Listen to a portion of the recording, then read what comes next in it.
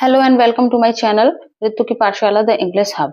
तो आज हम बात करेंगे यूपी टीजीटी 2022 के टीजीटी इंग्लिश और पीजीटी इंग्लिश के सिलेबस के रिगार्डिंग। तो first of all congratulations to all of you कि 2022 से आपका पेपर पोस्टपोन होते होते होते होते फाइनली 3 जून और 4 जून को फिक्स्ड डेट है और 99.9% ये श्योरिटी है कि अब ये डेट पोस्टपोन नहीं होंगी।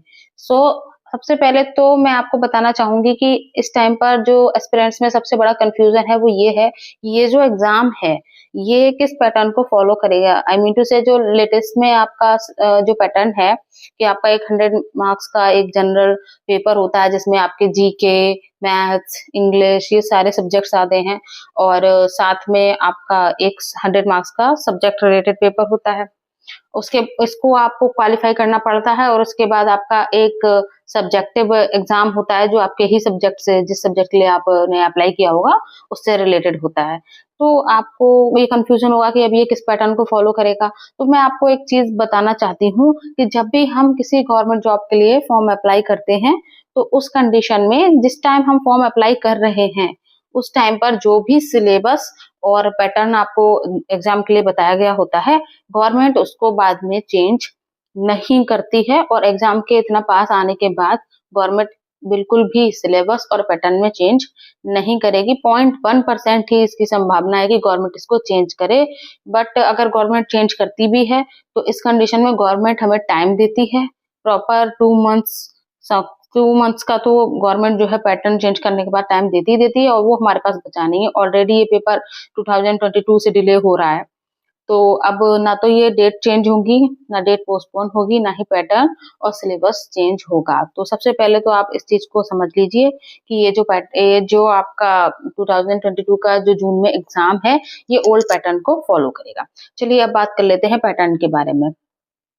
तो ओल्ड पैटर्न के अकॉर्डिंग तो आप सबसे पहले तो ये समझ लीजिए, न्यू पैटर्न में आपका जो नेगेटिव मार्किंग है और ओल्ड पैटर्न में आपकी कोई नेगेटिव मार्किंग नहीं है। ठीक है, आपको 2 आवर्स का टाइम मिलेगा, आपको 125 क्वेश्चंस मिलेंगे जो 500 मार्क्स के होंगे, 4 मार्क्स पर क्वेश्चन। ठीक है, और इसमें आपको 2 आवर्स का टाइम मिलेगा। नेक्स्ट आप देखेंगे यही सेम पैटर्न आपका जो है पीजीटी में भी फॉलो होगा। पीजीटी वालों को 125 क्वेश्चन मिलेंगे, 2 आवर्स का टाइम सेम ही मिलेगा और इनको 425 मार्क्स का इनका जो एग्जाम है वो होगा और इनको 3.4 मार्क्स पर क्वेश्चन मिलेंगे। ठीक है, इनके भी सिलेबस में और सॉरी पैटर्न में कोई भी नेगेटिव मार्किंग नहीं होगी। ये ओल्ड पैटर्न है और वही सेम पैटर्न ही फॉलो होगा, न्यू पैटर्न के अकॉर्डिंग ये एग्जाम नहीं होगा।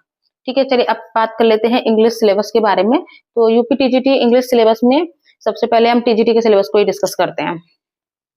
चलिए सबसे पहले हम लिटरेचर का देख लेते हैं। तो टीजीटी में लिटरेचर में आपके ऑथर एंड देयर वर्क्स, ठीक है, इसमें आपके केवल 4 ही राइटर हैं। कोई भी कंफ्यूजन या मिसलीड ना हो आप, इसलिए मैं आपको बता दूं इसमें केवल 4 ही राइटर हैं।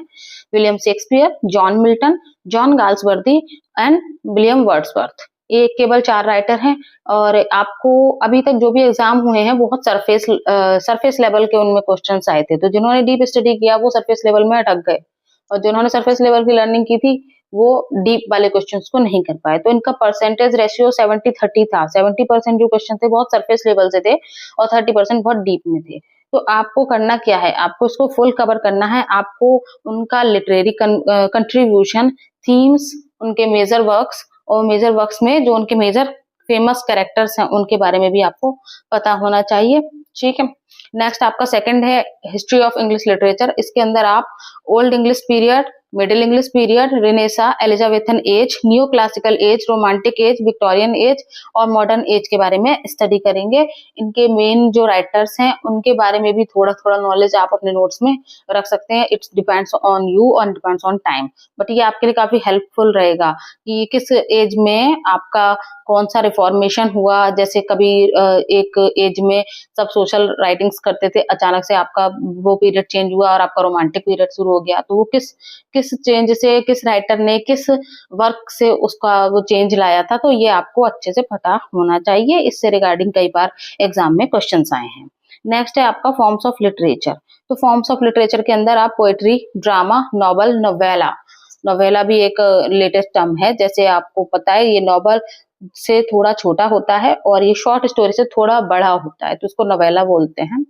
Essays, ballad, ode and sonnets, तो इनके बारे में आपको पता होना चाहिए कि ये किस तरीके की फॉर्म होती हैं, इनका स्ट्रक्चर क्या होता है, ये किस तरीके के राइम स्कीम को फॉलो करती हैं और इनका क्या पैटर्न रहता है, ये आपको इनके बारे में पता होना चाहिए। इनसे रिलेटेड ही क्वेश्चंस आते हैं और कुछ इंपॉर्टेंट सोनेट्स भी हैं, जैसे विलियम शेक्सपियर की सोनेट नंबर 138 एंड 29 बहुत ज्यादा इंपॉर्टेंट है, तो आप इनको देख सकते हैं। ठीक है, ओड में आप देखिए, odd on a Grecian earn, तो और भी 2-3 ऐसे ओड्स हैं जिनका मैं आपको बाद में डिटेल में बता दूंगी कि किस कौन-कौन सी आपकी जो इम्पोर्टेंट ओड्स और सोनेट्स हैं जिनके बारे में आपको पता होना जरूरी है। तो यहाँ तो हम सिलेबस डिस्कस कर रहे हैं, तो आपका पोएट्री, ड्रामा, नॉवेल, नोवेला, ऐसे, बैलेड, ओड एंड सोनेट, तो आपको इनके बारे में डीप स्टडी करना है। नेक्स्ट है आपका लिटरेरी टर्म्स। लिटरेरी टर्म्स के अंदर आप figures of speech, poetic devices and literary terms, इन सभी के बारे में आप स्टडी करेंगे। अब नेक्स्ट हम देखते हैं आपका ग्रामर लैंग्वेज वाला पार्टीशन। तो लैंग्वेज के पार्टीशन में, और ये जितना भी मैं सिलेबस बता रही हूँ ये केवल टीजीटी के लिए है, पीजीटी के लिए हम इसके बाद बताएंगे। ग्रामर के लिए आप parts of speech, tense, voice, narration, articles, prepositions, subject verb agreement and punctuation को स्टडी करेंगे। बेटर है कि आप इनके ऑब्जेक्टिव क्वेश्चंस का भी प्रैक्टिस करें। नेक्स्ट आप देखिए वोकैबुलरी में आप synonyms, antonyms, idioms and phrases, one word substitution, phrasal verbs, proverbs and spellings. Spellings को लेके काफी क्वेश्चंस अभी भी लेटेस्ट वाले एग्जाम्स में आए थे, स्पेशली अभी ये केबीएस के एग्जाम में कमेटी की स्पेलिंग आई थी जिसमें लोग बहुत कंफ्यूज हुए कि डबल आई है, डबल टी है, डबल ई है, तो आप स्पेलिंग्स पे ज्यादा ध्यान दें। ठीक है, कॉम्प्रिहेंशन आप नेक्स्ट आपका रहेगा, जिसमें आपको अनसीन पैसेज वो प्रोज से भी हो सकते हैं और पोएट्री से भी हो सकते हैं, और उसी से रिलेटेड क्वेश्चन होते हैं। उनमें से 2-3 क्वेश्चन तो फिगर ऑफ स्पीच से ही होते हैं आपके अनसीन पैसेज के अंदर भी। नेक्स्ट आपका एरर करेक्शन, आपको सेंटेंस देखना पड़ेगा, एरर करेक्शन के लिए आपको टेंस और नरेशन ये सब देंगे, तो आप एरर करेक्शन सेल्फ कर ही लेंगे, थोड़ा इसका प्रैक्टिस करना होगा आपको, 1-2 सेट्स लगा लीजिए, बस इसका आपका कंप्लीट हो जाएगा। Sentence improvement and fill in the blanks, तो ये तो आपका पूरा टीजीटी का सिलेबस था, लिटरेचर एंड लैंग्वेज। राइटर्स का ध्यान रखिए कि इन 4 राइटर्स के अलावा इनमें कोई भी राइटर नहीं है। बहुत सारे लोगों को मैंने देखा है कि वो आपको मिसलीड कर रहे हैं, इनमें बहुत सारे जो राइटर्स हैं जैसे शैली और डिकेंस को भी इन्होंने ऐड किया हुआ है, लेकिन वो आपके टीजीटी के सिलेबस में नहीं है। ठीक है, तो गुड लक फॉर एग्जामिनेशन। अब हम बात करेंगे सिलेबस ऑफ पीजीटी। तो पीजीटी का सिलेबस हम, जैसा मैंने आपको बताया ही था कि 125 क्वेश्चंस इसमें भी होंगे, 2 आवर्स का टाइम इसमें भी होगा, 425 मार्क्स इसमें दिया जाएगा। 425 मार्क्स का ये एग्जाम होगा, 3.4 मार्क्स इसमें पर क्वेश्चन दिया जाएगा, इसमें भी कोई नेगेटिव मार्किंग नहीं है। इसमें सबसे पहले तो 425 मार्क्स का एक रिटन एग्जाम होगा, उसके बाद आपका 50 मार्क्स का एक इंटरव्यू होगा, और उसके बाद स्पेशल क्वालिफिकेशन के लिए इसमें 25 मार्क्स रखे गए हैं। स्पेशल क्वालिफिकेशन में जैसे आपके पास कोई एनसीसी का सर्टिफिकेट है तो आपको 10 मार्क्स मिलेंगे। इस तरीके से अगर आपने कोई गेम्स का, स्पोर्ट्स का आपके पास सर्टिफिकेशन है, या आपने कभी नेशनल लेवल पर खेला हुआ है, तो आपको उसके लिए भी 5 मार्क्स ईच, इस तरीके से कुछ प्रोसेस रहता है इनका। तो स्पेशल क्वालिफिकेशन के लिए आपको 25 मार्क्स भी दिए जाएंगे, जो आपको इंटरव्यू के टाइम दिए जाएंगे, ऐसा नहीं कि एग्जाम में ऐड कर दिए जाए। चलिए बात करते हैं हम आपके पीजीटी के सिलेबस के बारे में। तो पीजीटी के सिलेबस में लैंग्वेज का पार्टीशन कम है, और लिटरेचर, क्योंकि एमए में मोस्ट ऑफ पार्ट सारा जो होता है ना, वो सारा का सारा लिटरेचर ही होता है। तो आपका ये पीजीटी का है तो पीजी लेवल ही जाएगा, तो इसमें ज्यादा जो पार्टीशन है वो लिटरेचर का है, और लैंग्वेज का पार्टीशन थोड़ा comparison as comparative to literature कम है। ठीक है, तो लैंग्वेज में इसका हम पहले देख लेते हैं। Comprehension, tense, spellings, punctuation, narration, vocabularies, idiom and phrases और ग्रामर यूसेज, ये आपका इसमें लैंग्वेज का पार्टीशन है। अब इसके बाद बात करेंगे लिटरेचर पार्ट की। तो लिटरेचरी टॉपिक्स में forms of literature, figures of speech, literary terms, history of English literature को आप डीप स्टडी करें। नेक्स्ट है ऑथर एंड देयर वर्क्स।